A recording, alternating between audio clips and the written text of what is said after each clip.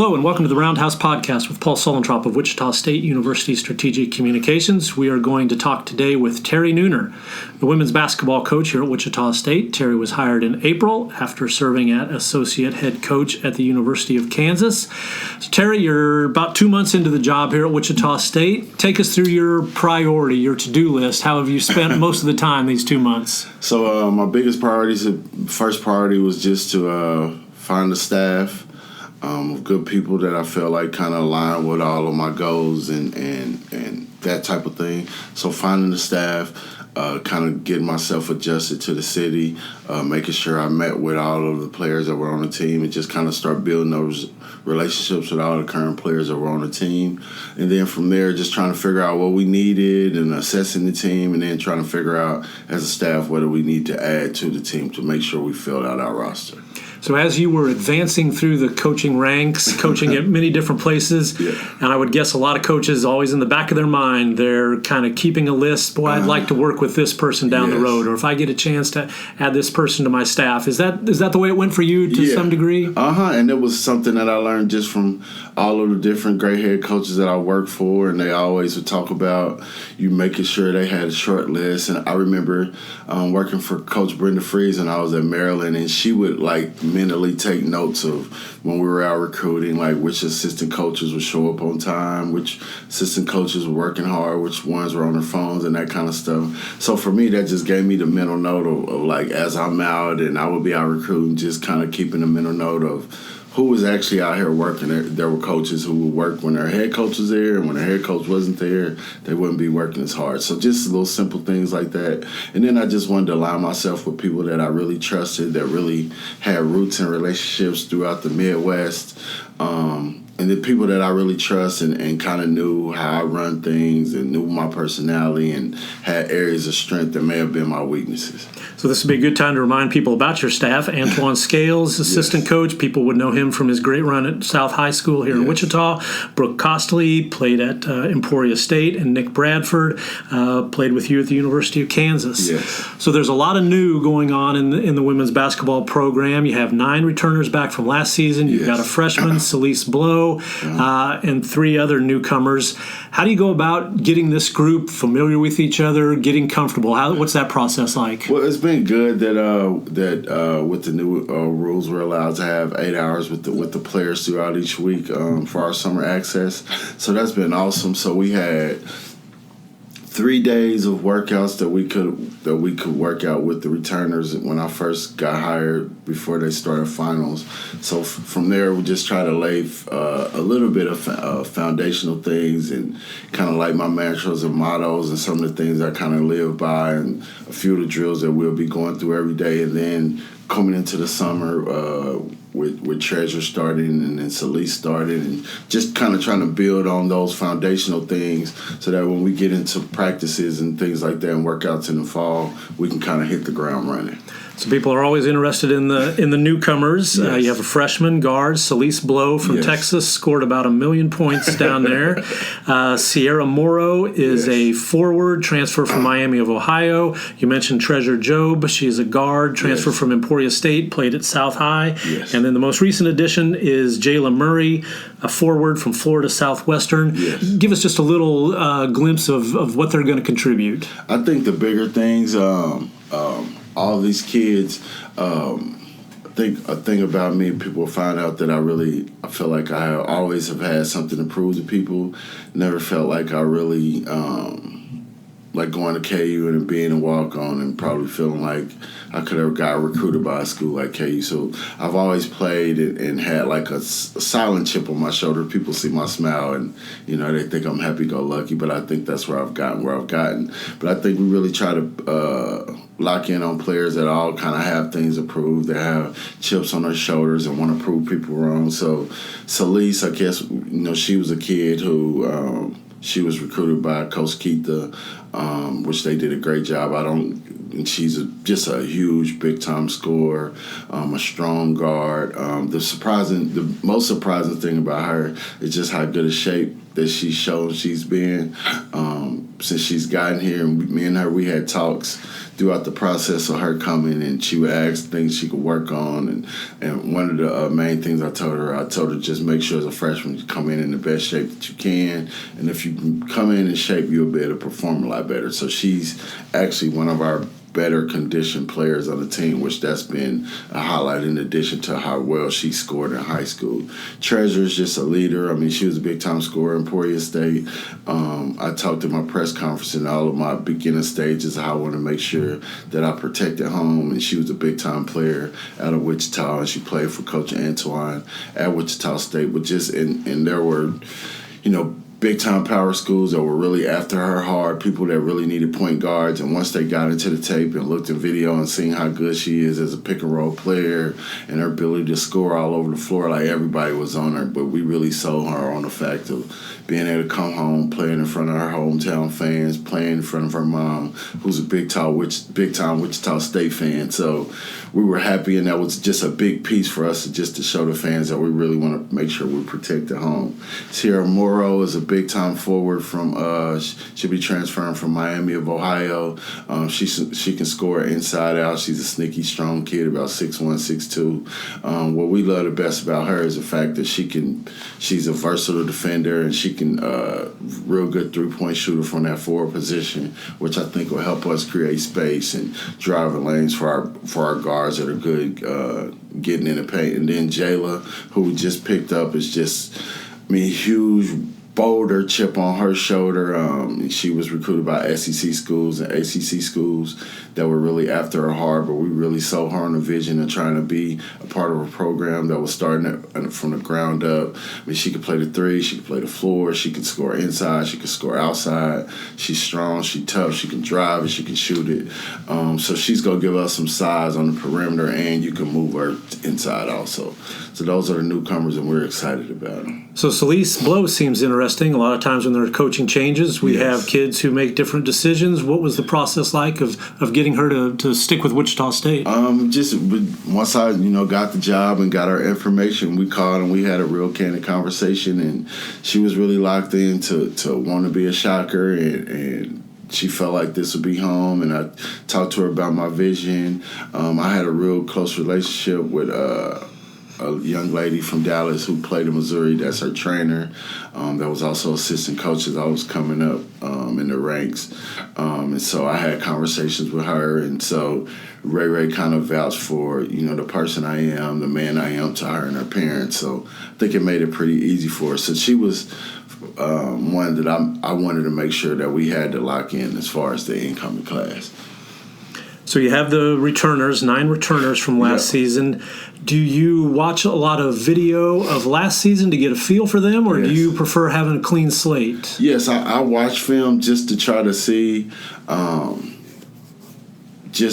looked at their stat sheets. I looked at clips and film of all of them. Of course, we played Kansas played Wichita State last year. But for me, I was really surprised in, if you look at some of the players and their stats and what we felt like once we got them on the court, because we wanted to give all of them a clean slate. We wanted to be able to look at them up close and personal, which we got a chance to do for 3 days before finals. So, we were pleasantly surprised with the skill level we thought we had in the kids that were still left on the team. Lala's been a huge surprise just with her motor and how hard she plays and her versatility and so I don't think some of that stuff kind of shows on the games and on the stat sheet. Race, I think, is one is just highly skilled, big time guard. She's strong, she can handle, she can shoot, she can score, she can pass, and I think she probably didn't get as many opportunities last year as she felt she deserved. Anaya's just been a great just vocal leader. She was one who, once finals was over, she kept working out with our new strength coach 4 days a week, and you can tell she's getting in a lot better shape, and just her energy level has just been contagious for us because she's really fun and happy-go-lucky. DJ, just for her condition level, she was in the portal, and she was one we had to kind of convince to to stay. So she had entered the portal when I got hired, and we asked her, can you just come to a practice and kind of see how we run things and the vibe? And she came to it, and it was a pretty tough practice that she had, and she came in the very next morning and said she wanted to be wanted to get her name out of portal and wanted to finish things that she started here. So we've just been excited about the group and their energy level, and they've been very receptive to the program and the ideas that we're bringing in. Yeah, let's talk more about DJ. She started 32 games last season. She would be a person fans are really familiar with. She's had a good career here at Wichita State. How's it help having an experienced guard around to help with this transition? I think it helps a lot. I think because in thinking about how I want to play, I mean, I think her and Treasure Job as backcourt partners, I think are going to be great, and they complement each other real well. But just the fact that she's steady, she's not too high, not too low. She's even been, between her and Nia, they consider themselves our best recruiters and what they've been able to do to help us in the recruiting ranks. So just having a guard who, and when I was out recruiting all of the college coaches, the Big 12 guards and guards in our league, and they were all kind of chomping at the bit when they seen her in the portal, and so many people wanted to get her to transfer just because as a lead guard and her ability to score and attack the basket and her strength and the way she can play all over the floor. Like, that's something that everybody needs. So the fact that we was able to keep her was huge. So when you're getting all of these new people together, do you spend extra time on team building activities, Top Golf or movie night or pizza? Do you do extra things like that to build those bonds? Yeah, I mean, and it kind of goes. We've needed them to help us in recruiting, so it kind of has been bonding too within that stuff. We've had Top Golf. We just had bowling, which is some pretty fierce competition between the older people and my staff, and then the players, and who was going to win. And some of the competitive juices came out. But who's the best bowler? Let's get right to this. The best bowler. The coaches, we obviously are the best bowlers. Treasure was probably the best of the players. I think they were barely getting in the hundreds, even though they were talking trash. Coaches-wise, Coach Nick Bradford, he was the best. He averaged probably 160 or 170. I think I was second in like the 150 range, and so that really kind of hurt me because me and him, we still compete with each other on everything. So he's still been talking stuff. He's been talking stuff with my kids and teasing me about how he beat me in bowling in front of my kids. So all right, I'll have to ask Nick about that. Yeah. So the team building aspect, though, that's important. The bonding part. It is, and I think we put them through some tough situations too, just through drills and competitive situations in practice that are things that I learned from my days of playing under Roy Williams, and I think those kind of things can kind of make the players bond together, even if they're bonding because they're mad at me or they're mad at the coaches, but it kind of brings them together, which are little tricks and stuff I've learned from my time with Roy Williams. Is there a picture or a trophy, something in your office that is particularly significant that maybe when you walk in the morning you look at it and you think that's really important, or maybe it's something you show to recruits when they come to visit? We have a picture of there's a kind of panoramic picture as soon as we walk in. I'm working on getting a bigger one for my office. I have a smaller version of it on my my thumbtack board that's on my desk. But it's a picture of when the guys that were 31-0, and there was like you could see the crowd and they striped the arena kind of a thing. Yeah. It's that picture. Right, the different colors. You can see how packed it is. Right. That's kind of like the thing that I look at every single day, every time I come in, every time I sit at my desk, because there's one like right behind my seat. Just because my vision of seeing our ladies playing in front of a packed house, and so that kind of symbolizes to me is us having a great program. It's us winning. It's us having super big time fan support, and my visualization of seeing our games packed, not just men's games packed, but our women's basketball games packed. So that's something that I look at every single day, every time I walk in and out of my office. Who would win a game of horse on the coaching staff? If it's just shooting, probably me or Brooke. We're the best shooters. Because Nick can dunk still, so if he can dunk, then he would beat us just because he can still dunk. But if it's just shooting and that kind of stuff, me and Brooke will win. We're the best shooters. Okay, yeah, we'll ban dunking. No question about that. Who is the basketball player, maybe a WNBA player, maybe NBA player, that you would tell your players, hey, get on YouTube or I'll send you a compilation. You can learn from watching this player play. So I have a few favorites. I love Alyssa Thomas. She plays for the Connecticut Sun. So I have players that I've kind of been connected to as through my coaching days. So Alyssa Thomas is one. She plays for the Connecticut Sun. She's just a warrior, plays hard. She's one of the best players I ever played in Maryland, men or women. Sweet kid off the court. We would do workouts with all of our Maryland WNBA players in the off season because they all would come back to DC. So she's one real soft spoken and quiet and shy off the court, but she's just an animal on the court. She can play. Sometimes she's point guard, sometimes she's center, sometimes she's a power forward. So she would be probably a version of LeBron, but she's somebody that I really know, and I know what kind of player she is on and off the court. When I'm talking to post players, a player that I actually coached at Maryland is Brianna Jones.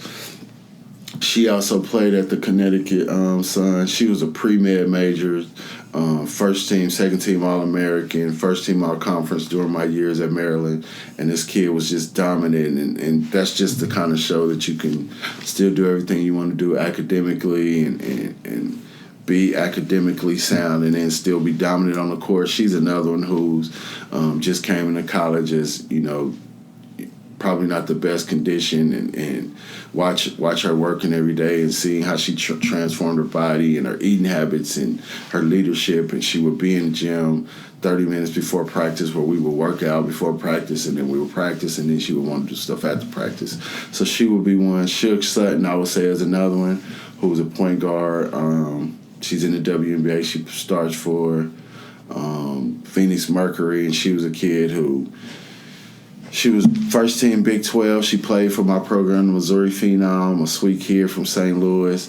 My year when I worked at Texas, she had a foot injury, so she didn't have the greatest career and kind of derailed a little bit of her WNBA aspirations. And she ended up playing in a local, lower level, semi-pro team in St. Louis last year, and then she went overseas, and now she's starting next to Taurasi and Griner, and she's getting all WNBA All-Star ballots and that kind of stuff. So just her tenacity and her ability to not quit and to keep working. So those would be a point guard, a center, and a do-it-all player would be all players that I have personal relationships with that I can point our kids to.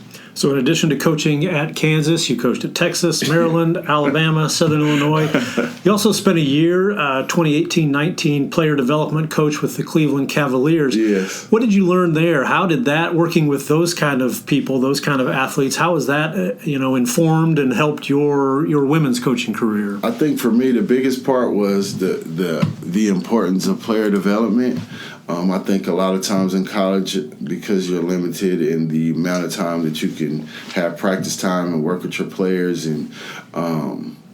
but I think if you can spend time, we've really been focusing things that we've been selling to our recruits, is you're going to come in as a good player and we're going to make you a great player, because we're going to make sure we're spending time on you personally as a making sure you're a better player. So I would do workouts with our NBA guys before practice. Each player had a 20 or 30-minute block where they worked on their individual skills before practice, and then they would lift weights, and then we would practice hour and a half or so, and then after practice, every player would get shots up and get game time shots that they would shoot in the offense and that kind of stuff. So that's going to be a way that I want to make sure I structure our practices, which is going to be, probably a little different when you talk about the college ranks, but I feel like that's going to be our way that we'll be able to separate separate ourselves and be able to get recruits who are, because all the top kids and great players now, they all have trainers and they're used to getting trained and doing skills and drills and that kind of stuff. So if you can enhance those things and you can bring them forward, they'll come in as a good player and we can get them a lot better once they get here. So in your high school career at Raytown High, you played in what might be the greatest game in Kansas City high school history. Yes. Famous game, if you know anything about Kansas City high school basketball, 1995, Raytown against Kansas City Central, about 10,000 people in Municipal Auditorium. Central won 80-73, double overtime. Have you watched the video? What are your memories of that? I'm bringing up the painful moment, but man. Let's get through it. Maybe this will be cathartic for you. I mean, the positives for it was like it took me until it was about 3 or 4 years ago with me and Coach Tyler. We actually were in Vegas at his house, and we were talking about the game, and he's had the VHS tape of it, and he tried to get it converted, but he still had like a VCR player at his house, and we sat down on his big projector screen and we just watched it and thought about all the mistakes that we made, and I fouled out the game, and I still think that's the worst that I ever played high school game. And I remember the game was packed. When we would go back to the Big 12 tournament, we would play at the Municipal, and we would have decent crowds, but, I played there where it was sold out. They had the fire marshals. They stopped letting people in, and people just, kind of rioted and just, busted through the doors, and so it was people still say it's the best game that they've seen in Kansas City. Unfortunately, we lost in double overtime. I fouled out they have a documentary about the shot that I fouled out. The guy who I blocked his shot out of the air, and me and him would still argue in jest, because all of those guys were good friends of mine. We were all real good friends off the court, and so they had a documentary that came out 2 years about Kansas City basketball, and that was a little portion of it. And on the documentary, the guy was I always argue with Terry Nooner about when he fouled out because I had just made free throws that was going to clinch the game. I blocked the shot, got the rebound, got it back, and they would have fouled me. And if I'd have made my free throws, the game would have been all the way over. They fouled me out. They got the rebound. I was our best blockout person. They made a free throw, missed one, tipped it out, and Derek Hood, who had never hit a three-pointer his whole college or high school career, ran down a loose ball and threw up a three-pointer at the buzzer that tied the game. On the shot clock, it said we were only down 2, so we inbounded to Ty Lue, and we didn't inbound to Ty Lue. We inbounded to another teammate, and we didn't even get a shot up, and we thought we had won the game because the scoreboard said we were still up 1, and we didn't even attempt the shot, and it went to overtime, and I fouled out, and one of my teammates who played at K-State fouled out, and we lost it. But it was a great experience. I think that was kind of my... After the game, I told my family that, I would never get another chance to play in that kind of environment in front of that many people again. And I lost an opportunity, and I blew it. And that was kind of the thing that kind of started my path to wanting to go to KU and being able to play in those kind of crowds and stuff again. So you mentioned Derek Hood played at Arkansas, was in that game. Your friend Ty Lue in Nebraska played in the NBA. So that's part of the reason why it was such a big deal. Just a great collection of Kansas City talent. Yep. Tell us about the relationship with Ty Lue. Is he going to stop by and watch practice this summer? Will we get a chance to see him around here in the Roundhouse? That's something I'm working on. He's he's my best friend. He was my best man in my wedding. You could probably find pictures somewhere with us just hanging out in the lockers. We stayed across the street from each other. He had a stretch during his senior year, and I was a junior, where my mom, she was single, and there was 4 of us, and we had a 3-bedroom townhouse, and he had to live with us for a little stretch because he had gotten some trouble with his uncle. But so, he's more like family. I'll see him in the next couple of weeks. He usually has, back in Mexico, Missouri, he has a big deal that he does for his city for the 4th of July and stuff for kids and giveaways and big, huge professional fireworks display and a lot of stuff that he does. So I know me and my family were going to go see him in that. And he's talked about trying to figure out a way that he can come out and support me. And he's always there for me and sending me plays and checking on me and asking how I'm doing, if I need anything, and just give me advice as how to run things when as a first-time head coach. So he's been a great resource. And, of course, for people who don't know, Ty Lue, NBA coach, coached the Cavaliers, and is now the coach of the Los Angeles Clippers and just does a fabulous job. Let's wrap up the way I often do. Do you have a book, movie, TV show recommendation for the people to check out? Ooh, book, TV. No, I have TV shows that I feel like I need to finish that I heard. Succession is one that I need to. So usually I try to pick a series, and that's kind of like something that I watch when we on road trips when I got like some little downtime. So I need to watch Succession. There's a show called Billions I need to finish. I haven't found a book yet. I read my Bible all the time. That's kind of like a thing. I have a devotional that I go through in the mornings when I get to work. A daily devotional deal just to kind of get me centered and kind of locked in. So those are things that I do reading wise. I was trying to think of a book because I wanted to do like a team reading and something that we can read as throughout the season as a team, and we break down chapters and stuff on our road trip. Just haven't figured out what book I was going to use for that yet. Okay.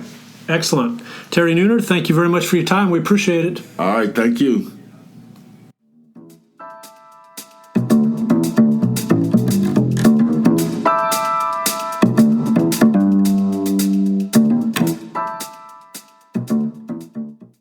Hi, this is Rick Muma, president of Wichita State University. Check out the latest episode of the Forward Together podcast. Each episode, I sit down with different guests from Shocker Nation to celebrate the vision and mission of Wichita State University. Listen wherever you get your podcasts.